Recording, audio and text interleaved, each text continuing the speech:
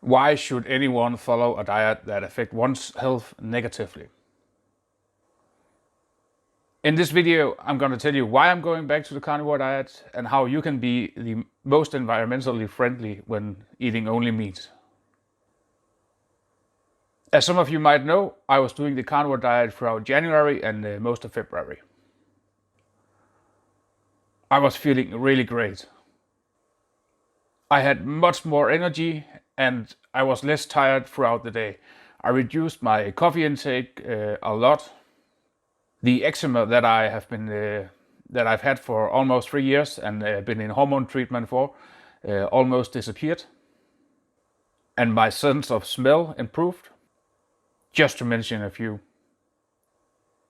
The carnivore diet, for those of you who don't know, is an animal-based only diet, so fish, meat, eggs and organs. In the end of February, I started adding in some vegetables again, and quickly my eczema started showing again, and my energy levels dropped. So in March, we were starting to see the impacts of the coronavirus. Everything seemed to be shutting down on a short notice, and we were told to stay at home.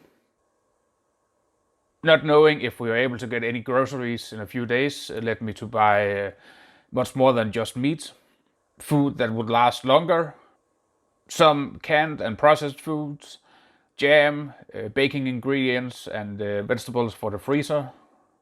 In March, I was therefore eating a lot more vegetables and bread than I've been doing throughout all of 2020 so far. I knew from my previous experience with paleo diet and other low-carb diets that when I start to introduce bread into my diet again, that will usually make my stomach go crazy, and it did.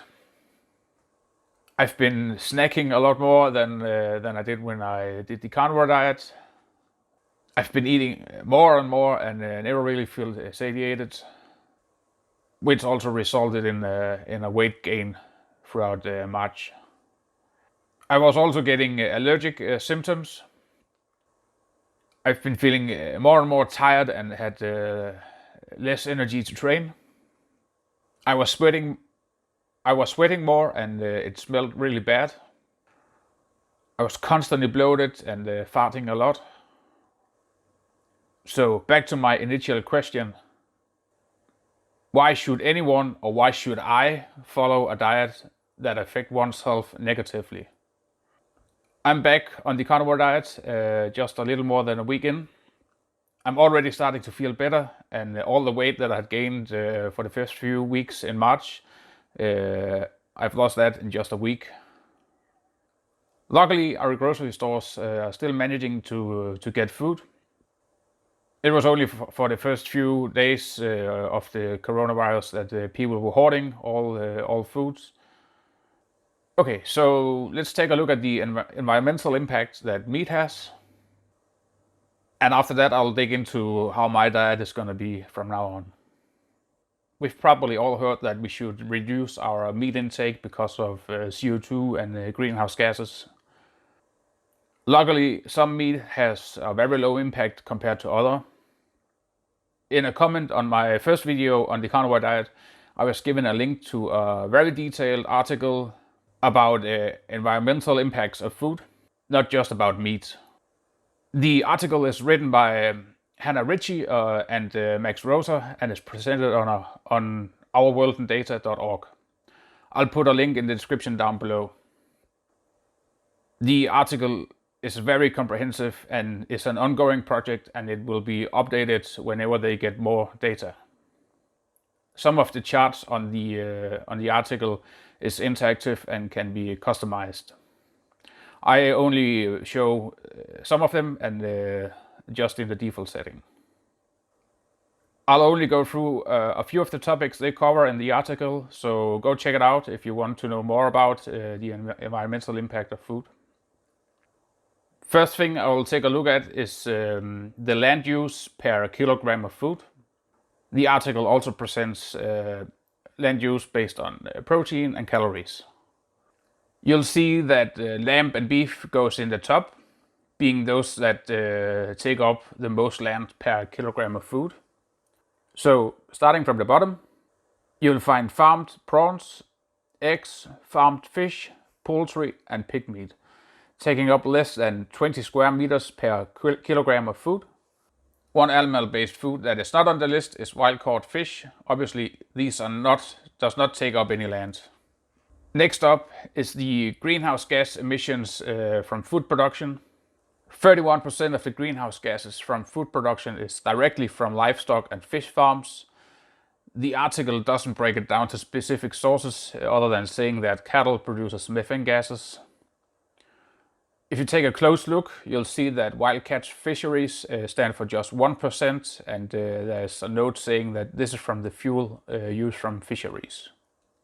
Greenhouse gas emissions across the supply chain.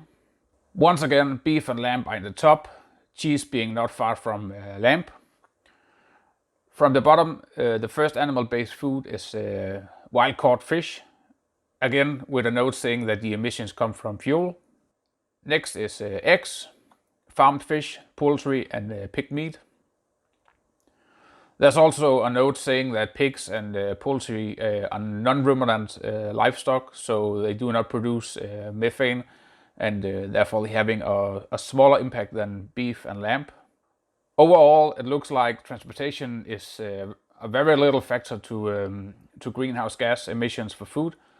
The article says that replacing less than 1 day per week's worth of calories from beef and lamb with poultry, fish, eggs, and plant-based food reduces greenhouse gas emissions more than buying all your food from a local source. Greenhouse gas emissions per 100 gram of protein.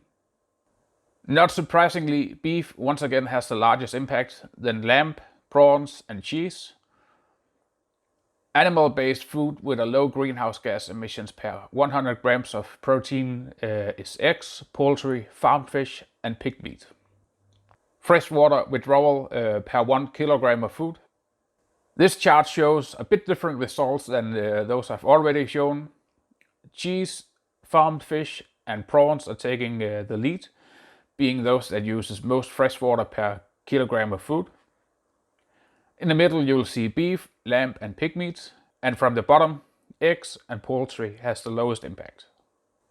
Based on the data presented in that article, I would say to be the most environmentally friendly when eating only meat and animal-based products, you should eat fish, particularly wild-caught fish, poultry, eggs, and pig meat.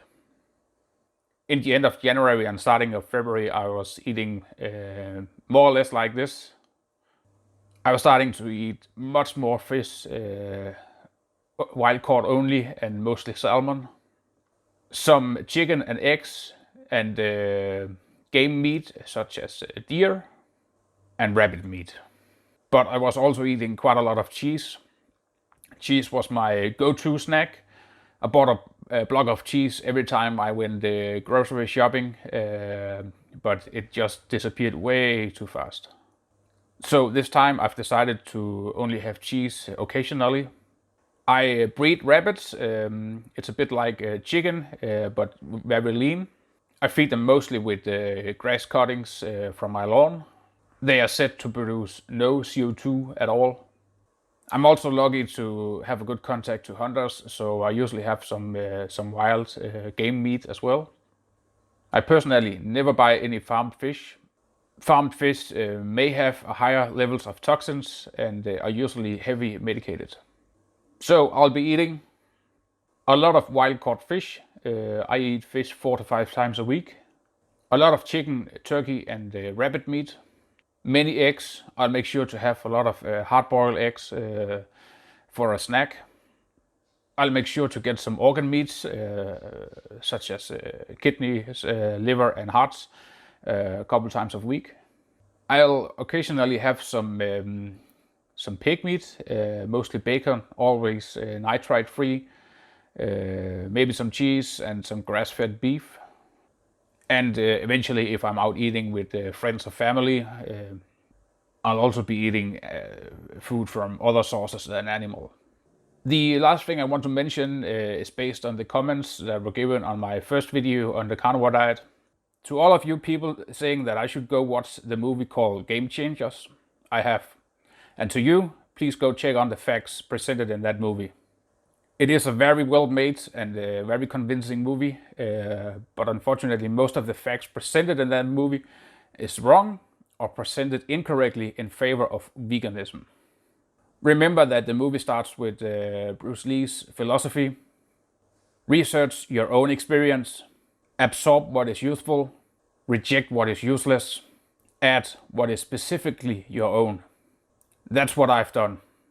I've tried a vegetarian lifestyle and it didn't work for me.